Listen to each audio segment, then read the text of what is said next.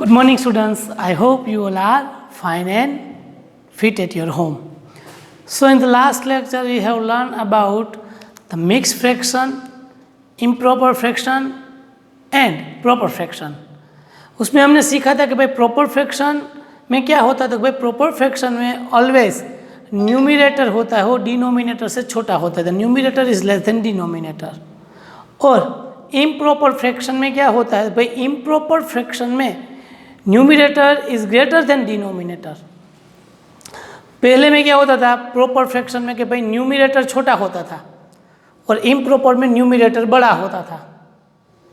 बाद में हमने सीखा मिक्स फ्रैक्शन, तो mix fraction is the combination of the whole number and fraction number. दोनों सीखने के बाद हमने एक कंक्लूजन निकाला था कि भाई यहाँ पे इम्प्रॉपर फ्रैक्शन और मिक्स फ्रैक्शन दोनों एक ही है। अगर उन दोनों को हम कोई ग्राफिकली रिप्रेजेंट करें, फिगर के द्वारा उसको रिप्रेजेंट करें, तो दोनों की वैल्यू सेम होती है। इट मीन्स जो मिक्स फ्रैक्शन है वही इम्प्रॉपर फ्रैक्शन हो सकता है, इम्प्रॉपर फ्रैक्शन मिक्स फ्रैक्शन हो सकता है, क्योंकि दोनों की फिगर सेम होती थी।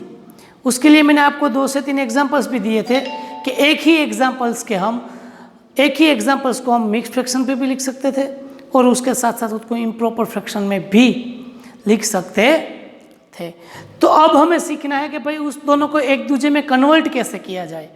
तो पहला टॉपिक ऑलरेडी ये हमने स्टैंडर्ड 6 में कर लिया है। हाँ बेटा, ये तो रिवीजन है, बुक में नहीं मिलेगा। आपके पास कोई इम्प्रॉपर फ्रैक्शन है, improper fraction is equal two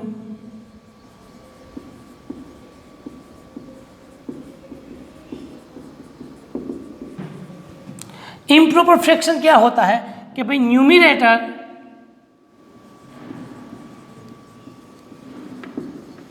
upon denominator, numerator upon denominator. तो एक्चुअली न्यूमिनेटर अगर मैं कोई बात करूं कि भाई यहाँ पे कोई न्यूमिनेटर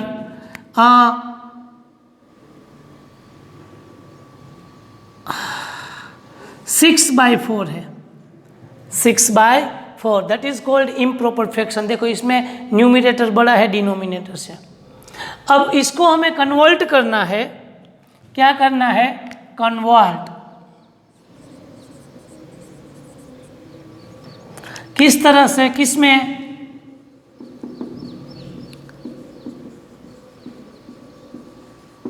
मिक्स फ्रैक्शन में। किसमें करना है, मिक्स फ्रैक्शन में। तो देखो मैं आपको यहाँ पे पूरी मेथड समझा रहा हूँ कि भाई numerator upon denominator, that is called a division examples. क्या होता है, डिवीजन एग्जांपल मिलता है। यहाँ पे न्यूमिनेटर इज कॉल्ड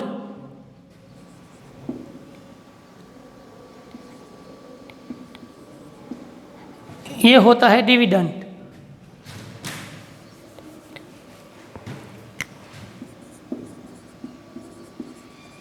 और यहाँ पे होता है डिवाइजर, डिविडेंड एंड डिवाइजर। ऊपर वाला डिविडेंड होता है, नीचे वाला डिवाइजर होता है, ठीक है।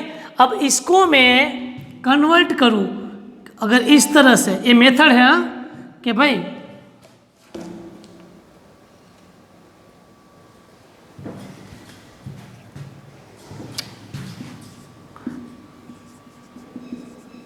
Dividend upon divisor. यहाँ पे सिंप्लीफाई करें तो यहाँ पे बचेगा रिमाइंडर और यहाँ पे बचेगा क्वोशंट, ठीक है। तो जब भी कोई डिविडेंड से डिवाइजर होगा, मतलब यहाँ पे मिक्स फ्रैक्शन में कोई इस तरह की मेथड आएगी, तो यहाँ पे मिक्स फ्रैक्शन हमें क्या मिलेगा, quotient is our whole number, then remainder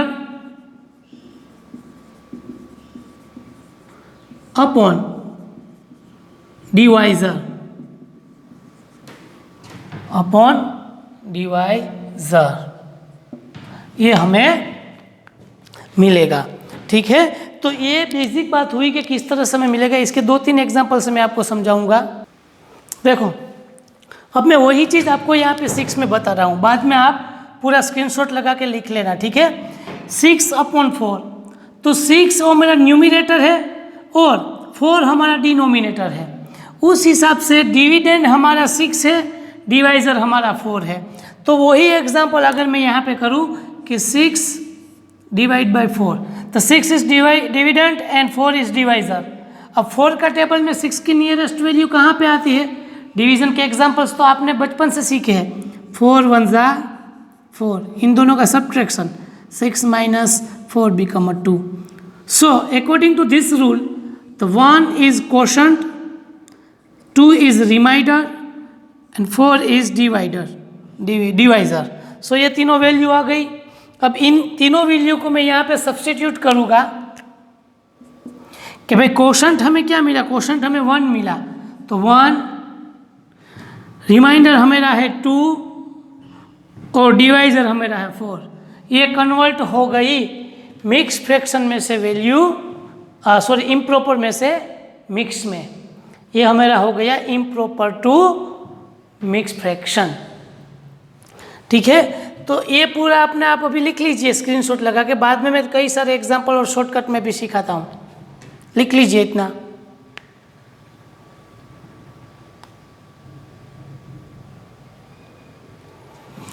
अब देखिए, एक तो ये मेथड हो गई। अब मैं आपको दूसरी मेथड समझाता हूं कि किस तरह से हम कन्वर्ट करते हैं। अगर आपके पास कोई दूसरा नंबर हो,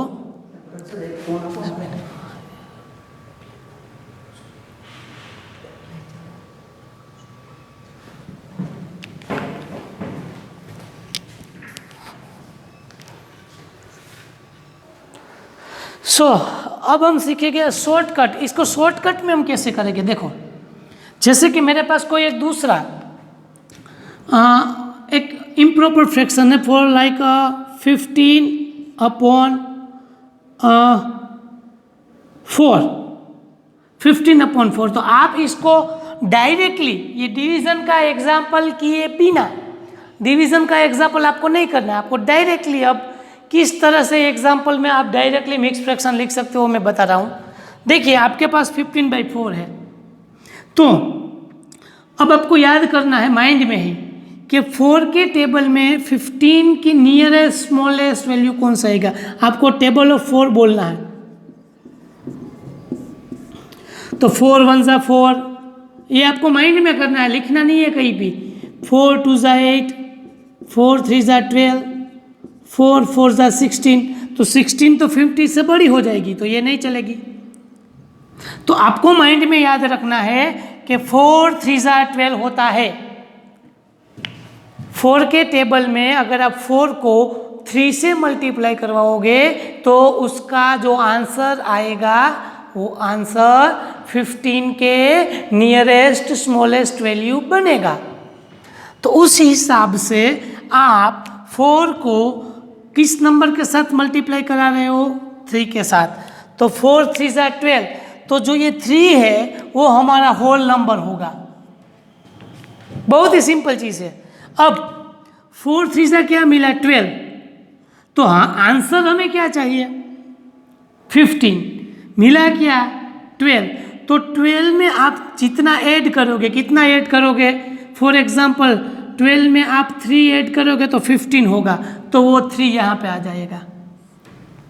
और डिनोमिनेटर का डिनोमिनेटर एज इट इज,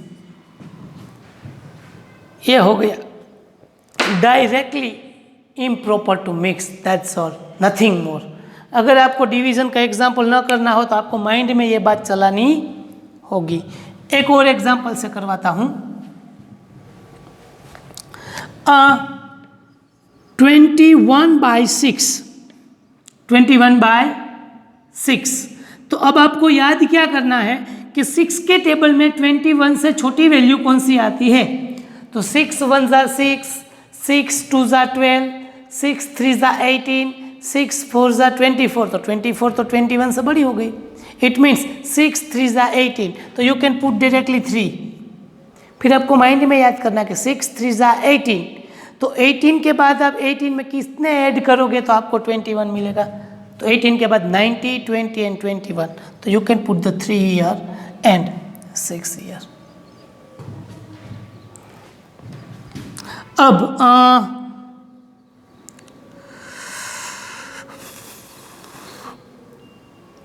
17/2, 17/2, तो 2 के टेबल में 70 के नियरेस्ट वैल्यू कौन सी आएगी, उससे मल्टीप्लाई करेंगे तो 7 6 7 7 47 8 16, तो 2 8 16, 2 8 16, तो आपको 2 8 मतलब 8 यहाँ पे लिखना है। अब 16 में आप कितना ऐड करोगे तो आपको 17 मिलेगा, तो ऑब्वियस 1, तो 17 में 1 ऐड किया तो 18 हो गए, और डिनोमिनेटर एज इट इज, तो ये डायरेक्टली मिक्स इम्प्रॉपर में से मिक्स में कन्वर्ट हो जाएगा। आगे ही बात मैंने 3-4 एग्जांपल्स किए, अगर यही एग्जांपल आप 21/6 से करते हैं तो 6 3 18, रिमाइंडर बचा मेरा 3, तो इस हिसाब से जाओगे तो आपका जो क्वोशंट होगा 3, डिवाइजर होगा 6, सॉरी रिमाइंडर होगा 3 और डिवाइजर होगा 6, तो वही वैल्यू आएगी। अगर ये 17/2 आप इस हिसाब से जाओगे तो 2 8 16 0 1, तो यहाँ पे क्वोशंट रिमाइंडर यहाँ पे लिखा है उस हिसाब से डिवाइजर। आप डिवीज़न का एग्जाम्पल करके करो या डायरेक्टली अपने मन से करो, दोनों सेम ही आता है, तो इतने डिवीज़न के एग्जाम्पल करने की ज़रूरत नहीं है। आप डायरेक्टली आपके माइंड में ये सेट करके भी आप कर सकते हो। तो आपको मैं 3-4 एग्जाम्पल्स और होमवर्क में देता हूँ प्रैक्टिस के लिए, जिससे आपको मालूम पड़े कि डायरेक्टली आप किस तरह इम्प्रॉपर टू मिक्स में कन्वर्ट कर सकते हो।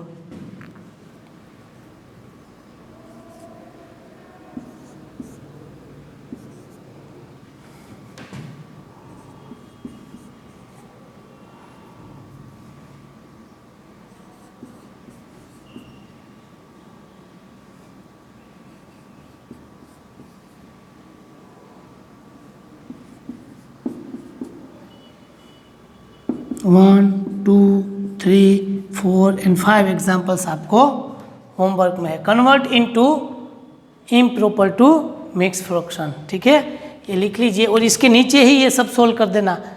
डिवीज़न का एग्जाम्पल करना कंपलसरी नहीं है, आप माइंड में भी पूरा एग्जाम्पल मैंने यहाँ पे सिखाया उस तरह से कर सकते हो।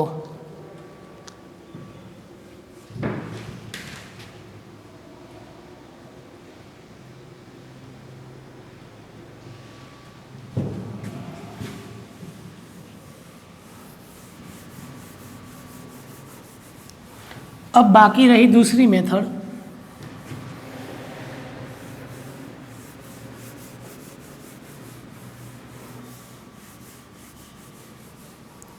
Convert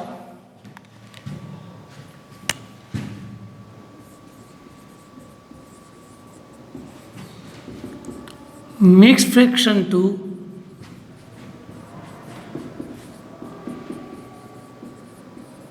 improper fraction. अब देखिए बहुत ही सिंपल चीज़ है, पहले तो आपके पास मिक्स फ्रैक्शन होगा,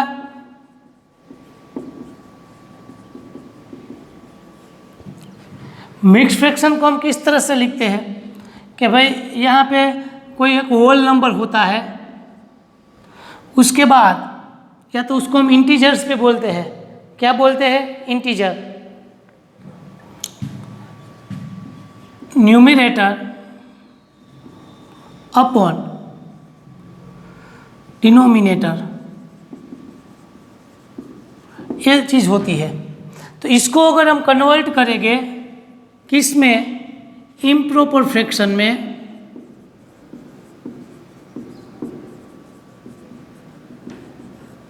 कन्वर्ट इनटू इम्प्रॉपर फ्रैक्शन, तो क्या होगा देखो मैं बताता हूँ। होल नंबर और डिनोमिनेटर का मल्टीप्लिकेशन होगा, whole multiply with denominator plus numerator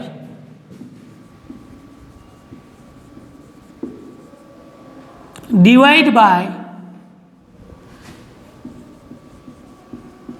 denominator, ये उसकी मेथड है। ठीक है, 6 में भी हमने पढ़ा था कि अगर आपके पास कोई होल नंबर हो, फॉर एग्जांपल इस तरह का 2 इंटीजर 2/4, तो यहाँ पे अगर ये मिक्स फ्रैक्शन को इम्प्रॉपर में कन्वर्ट करना है तो it is too easy method. क्या करोगे, इन दोनों का मल्टीप्लिकेशन, देखो होल नंबर और डिनोमिनेटर इन दोनों का मल्टीप्लिकेशन होगा 2 × 4, फिर उसका जो प्रोडक्ट मिलेगा उसमें हम न्यूमिनेटर ऐड करेंगे और denominator as it is 4 2 = 8, 8 + 2 become 4, 10/4 is the mixed fraction। ठीक है, नंबर 2 5 3 2 5 3 2 5 इंटीजर 3/2, तो इन दोनों का मल्टीप्लिकेशन 5 2 = 10 + 3/2 13/2। नंबर 3 3 इंटीजर 1/4, तो यहाँ पे 4 3 = 12 + 1/4, 4 3 = 12 + 1 13/4। नंबर 4 1 इंटीजर 4/5, तो ये 1 का 5 के साथ मल्टीप्लिकेशन होगा, उसमें +4 होगा डिवाइड बाय 5, 5 1 = 5 + 9/5। सिंपल चीज़ थी। ठीक है, इसके भी 5 एग्जाम्पल्स मैं आपको होमवर्क में दे रहा हूँ, जिससे आपको अपने आप करने हैं। कई सारे बच्चे जो मैं लिखा था उतना लिख के फ़ोटो फाड़ के भेज देते हैं, जो होमवर्क में दिया गया होता है उसको कंप्लीट करके उसके फ़ोटो भेजना।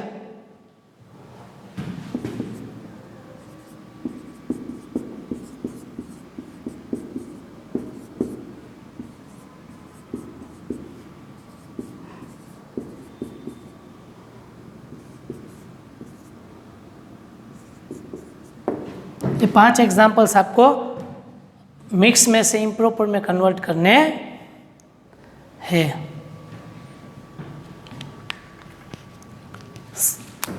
या तो आप वीडियो को पॉज कर लीजिए या तो फिर स्क्रीनशॉट निकाल के ये वाली थियरी आप लिख लीजिए।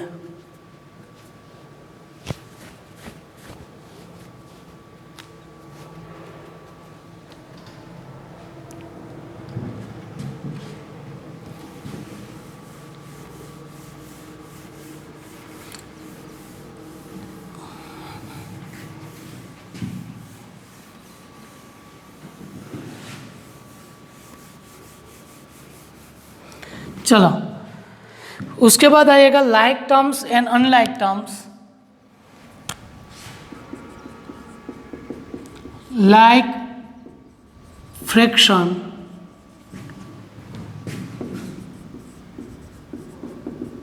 Unlike fraction. तो लाइक फ्रैक्शन और अनलाइक फ्रैक्शन आपको ऐसे नीचे नीचे लिखना है। हाँ, आपको बाजू बाजू में नहीं लिखना है क्योंकि आपके पेज इतना बड़ा नहीं होता। पहले आप लाइक फ्रैक्शन लिखोगे, फिर उसके नीचे अनलाइक फ्रैक्शन लिखोगे। Fractions whose denominator will be same, The fraction whose denominator will be same, it's called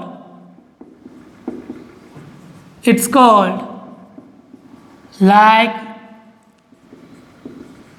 fraction. उसको हम लाइक फ्रैक्शन कहते हैं। मतलब ऐसे फ्रैक्शन नंबर जिसके डिनोमिनेटर सेम रहते हैं उसको हम लाइक फ्रैक्शन कहते हैं। फॉर एग्जाम्पल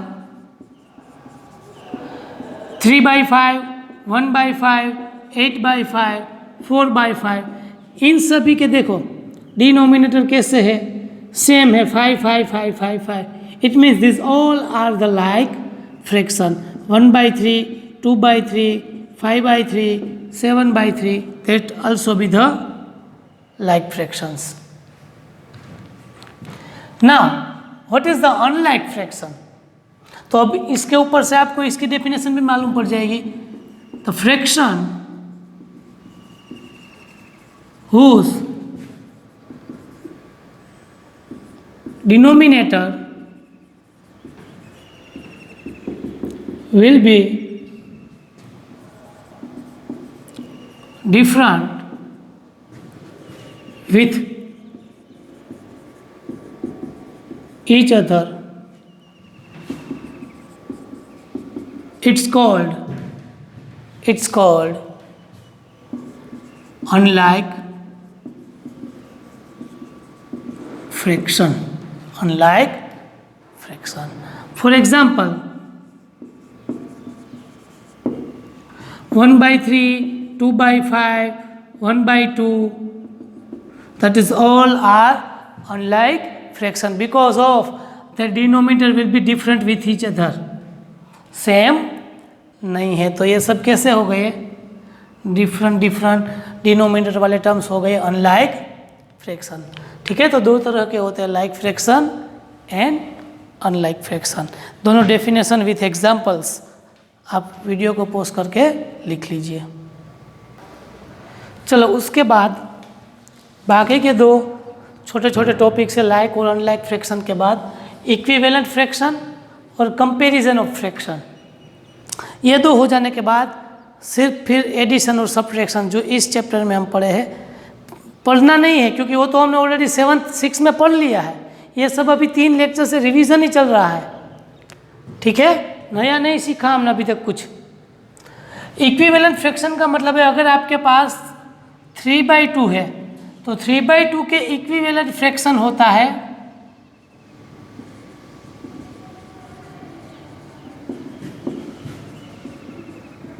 अगर आप इस 3/2 के इक्विवेलेंट फ्रैक्शन फाइंड करना चाहते हो तो ध्यान से सुनना बेटा.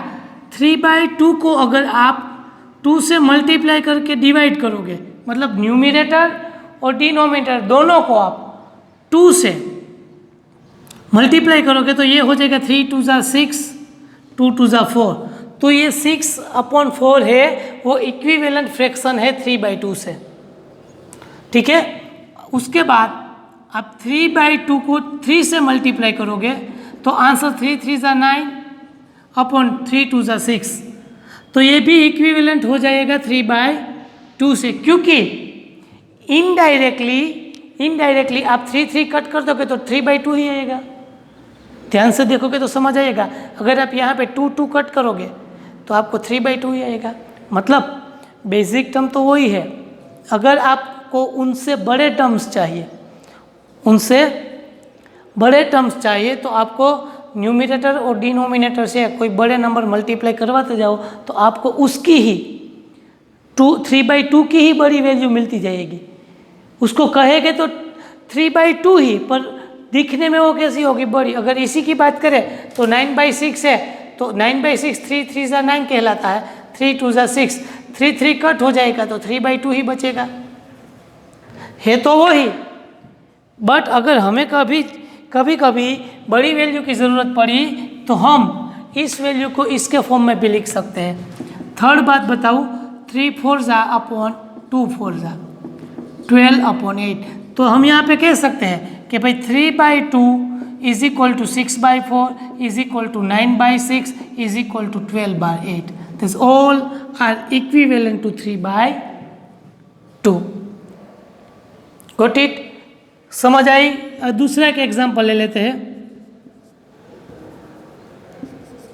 कि भाई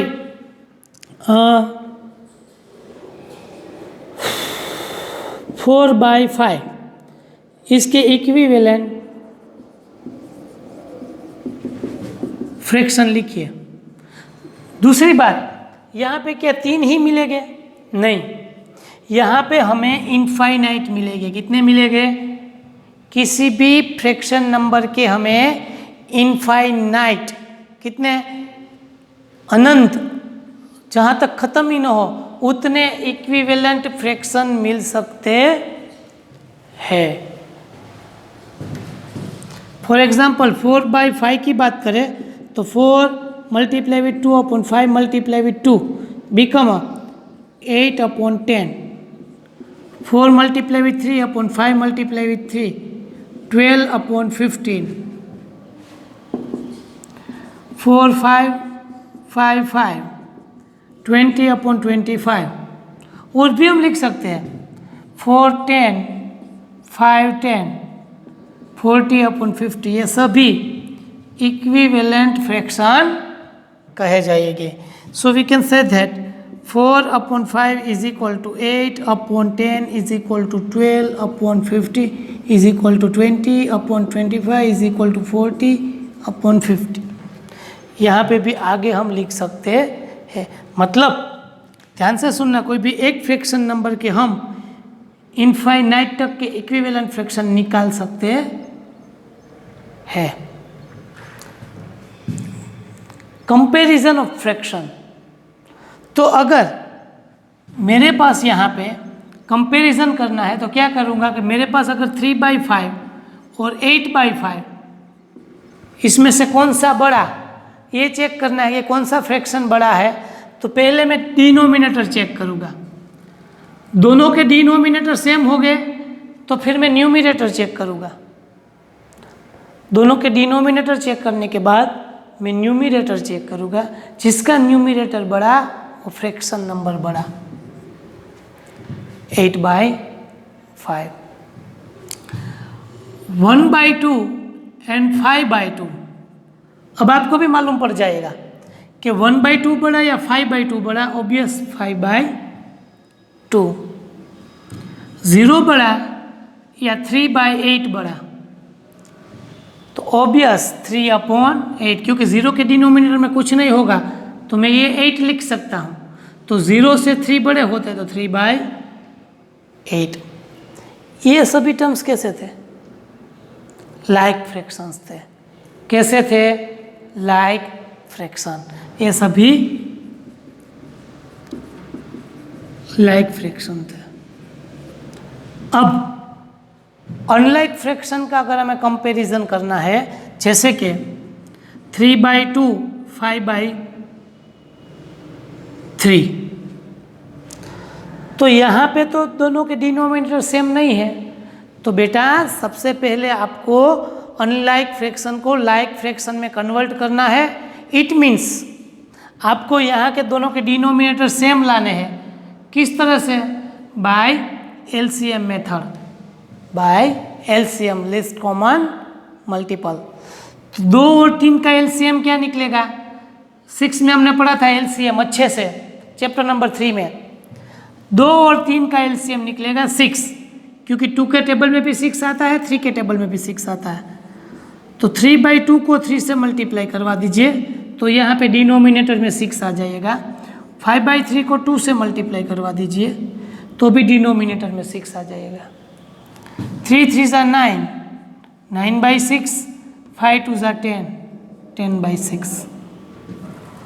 तो अब दोनों के डिनोमिनेटर सेम हो गए 6 6. तो अब न्यूमिनेटर चेक कीजिए, जो बड़ा उसकी वैल्यू बड़ी. ठीक है.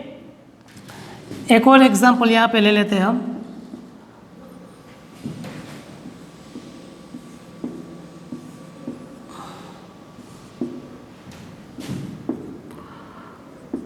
Five 5/4 and 3/6.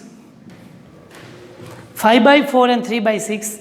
पहले तो दोनों के डिनोमिनेटर हमें सेम करना होगा अगर हम कंपैरिजन करना चाहते हो तो 6 और 4 का एलसीएम निकलेगा 12. कितना निकलेगा? 12. कैसे मालूम पड़ेगा? 4 के टेबल में 4 3 = 12, 6 के टेबल में 6 2 = 12. तो 12 is the common least multiple, क्योंकि 12 है वो 4 का भी मल्टीपल है, 12 है वो 6 का भी मल्टीपल है. दोनों में आ रहा है इसीलिए कॉमन, और सबसे छोटा भी है, इसलिए एलसीएम हमें मिलेगा 12.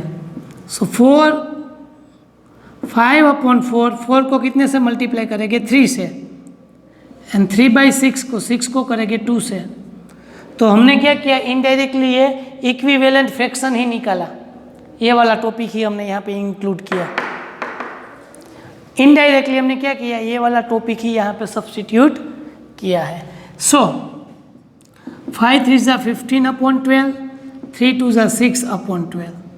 अब दोनों के डिनोमिनेटर सेम हो गए, तो बताइए कौन सा वाला बड़ा फ्रैक्शन है, 15 वाला।